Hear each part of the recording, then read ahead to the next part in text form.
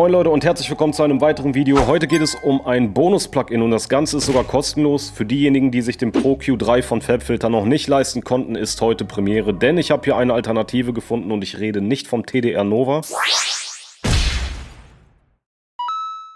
sondern über eine Pro Q3 Imitation und zwar den ZL Equalizer. Und da haben wir ihn. So sieht das gute Stück aus. Sehr übersichtlich und sehr identisch mit dem Pro Q3. Wie man sehen kann, hat man hier die Möglichkeit, gewisse Bandeinstellungen vorzunehmen, wie man es auch kennt vom Pro Q3. Die Dezibel-Einstellungen, dann Stereo mit Side, Left, Right, was sehr wichtig ist. Frequenz, Gain und Q-Einstellungen und dann haben wir rechts die dynamischen Einstellungen. Wenn ihr jetzt ein Band nur dynamisch arbeiten lassen möchtet, dann drückt ihr hier, sagen wir mal bei diesem, die Schleife. Dann arbeitet der halt nur dynamisch und wenn ihr das Ganze, so wie ich das hier gleich mache, sidechainen wollt, dann drückt ihr die Schleife und den S-Button. So, über die Kopfhörer-Buttons, hier hat man die Möglichkeit, das Ganze dann in der Solo-Frequenz abzuhören. So wie man es eigentlich vom Pro Q3 kennt. Ich fange mal ganz oben links an. Wir haben die Möglichkeit, hier das Ganze in einer anderen Farbe darstellen zu lassen, was meiner Meinung nach ein bisschen unnötig und auch nicht gut für die Augen ist. Na, mach schon. So, dann fangen wir mit den obersten Kategorien an. General, hier hat man die Möglichkeit, Zero Latenz zu aktivieren, dynamischen Link. Ich habe jetzt alles auf Off gestellt, habe ich bis jetzt nicht gebraucht.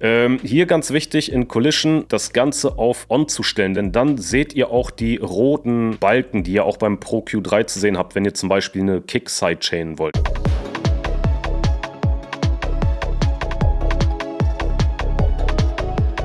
So, dann Output habe ich alles so stehen lassen, wie es war. Also sind keine Einstellungen nötig. Dynamik, hier habt ihr die Möglichkeit High Quality und so, aber ja, lasse ich jetzt mal an. Ist aber kein Muss. Es hat sich auch so gut angehört, ohne diese Einstellung. Und hier habe ich alles auf On gestellt. Und hier habt ihr natürlich auch die Möglichkeit, das Ganze anders darstellen zu lassen. 3 Dezibel ist auch voll okay und übersichtlich.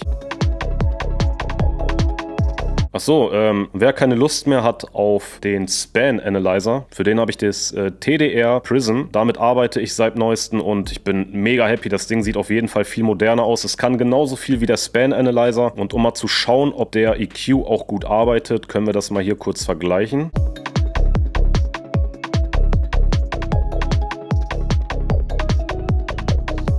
Okay, wie habe ich was gemacht? Die Kick habe ich eigentlich ganz simpel eingestellt, indem ich einen Low-Cut gesetzt habe. Hier habe ich den dynamischen Equalizer ein bisschen arbeiten lassen, dass dieses Mumpfige immer so leicht weggedrückt wird. Hier waren mir die Seiten ein bisschen zu knister. Es hat sich irgendwie besser angehört, als ich die runtergezogen habe. Dadurch hat die Kick ein bisschen mehr Durchsetzungsvermögen bekommen. So, und die Höhen geboostet und zwar nur im Mittenbereich. Machen wir einen kurzen AB-Vergleich. So hört sich das Ganze dann an.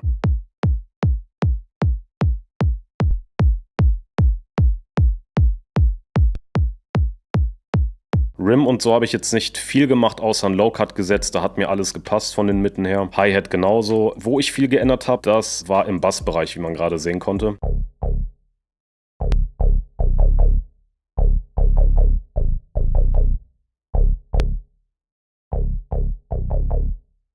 Bisschen Mumpfnis rausgeholt und in den oberen Mitten halt bisschen mehr Punch gegeben, damit das Ganze schön mit der Kick harmoniert. So, bei den Pads habe ich, das waren diese hier. Die waren echt ein bisschen anstrengend. Obwohl die sich am Anfang sehr gut angehört haben, habe ich hier so ein paar Einstellungen vorgenommen. Auch keine große Sache.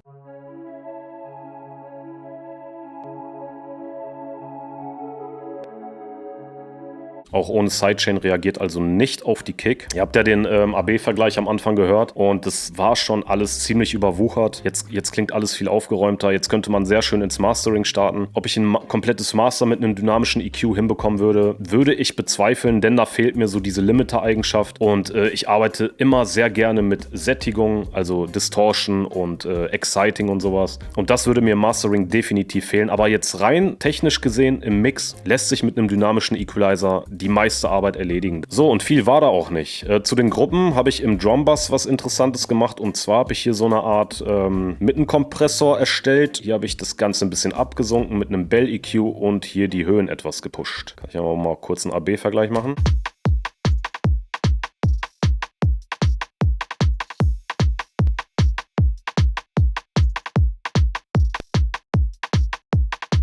Genau, so klingen die Drums ein bisschen in Balance gezogen und die Kick jumpt da nicht irgendwo im Nirvana rum, sondern sitzt genau da, wo sie sitzen soll. Im Bassbereich habe ich auch nicht viel gemacht, aber im Instrumentenbus habe ich das Ganze hier mal bei Stange gehalten, so dass diese ganzen Elemente mit den Peaks nicht aus der Reihe tanzen. Mache ich auch mal kurz einen AB-Vergleich.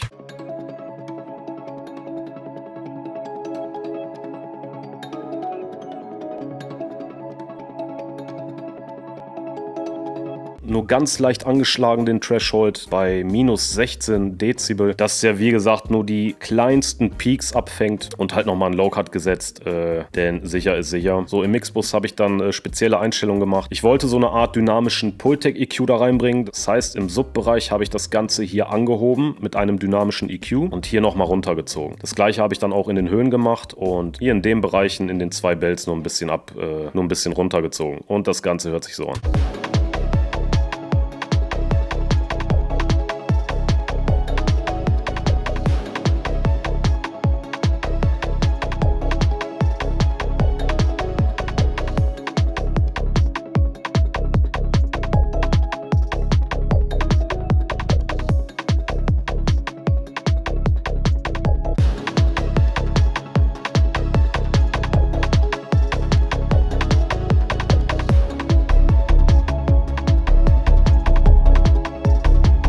Nur mit einem dynamischen Equalizer gearbeitet und ihr habt das Ergebnis gerade gehört. Es kann sich auf jeden Fall sehen lassen. Es ist natürlich nicht perfekt, aber was ich mit dem Video bezwecken will, ist einmal die Alternative für Pro Q3 und dass man nicht die teuersten Sachen braucht. Schreibt es mal in die Kommentare. Verwendet ihr den Pro Q3 oder verwendet ihr andere Alternativen? Kennt ihr noch andere Alternativen außer den ZL Equalizer und den TDR Nova? Denn ich habe bis jetzt keine kostenlosen gefunden, die genau so gut sind. Oder wenn ich einen EQ gefunden habe, dann haben da so Sachen gefehlt wie man konnte nicht Left and Right auswählen oder Mid-Side und so, und das sind eigentlich sehr wichtige Sachen. Die sind in einem EQ ein absolutes Muss, gerade wenn man mit dynamischen Bewegungen arbeitet. Und falls du den Kanal noch nicht abonniert hast, abonnieren drücken, Glocke aktivieren. War da noch was? Nee, das war's. Ja, ansonsten wünsche ich euch einen entspannten Restabend. Macht es gut oder besser als ich und in dem Sinne, wir sehen uns beim nächsten Video. Bis dahin, Tschüssikowski.